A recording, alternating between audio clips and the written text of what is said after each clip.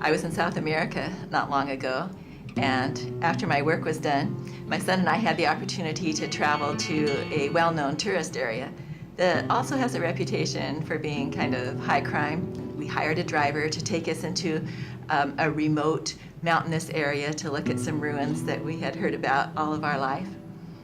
And as we were traveling along, suddenly we had a blowout. Couldn't go any farther. I realized quite soon the extremity of our situation because our driver told me, "Oh, forgot to tell you that 2 days ago someone broke into my car and they stole my jack and my spare tire, and they also stole my cell phone, and I haven't had an opportunity to replace these things." She said, "But I'll just hitchhike to the nearest town and get the tire fixed and come back and join you."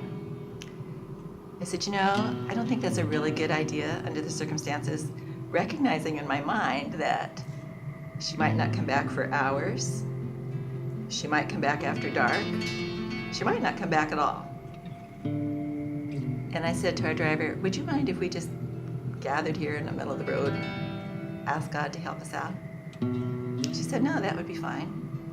So my son, our driver, and I took hands and stood in the middle of this very remote mountainous area and asked God if He would intervene in this circumstance that was becoming more and more desperate.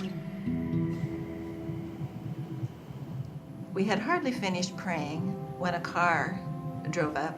2 young men jumped out, and they said in Spanish to my driver, "Do you have a problem? Can we help?" And she explained that we'd had a blowout and she didn't have a spare.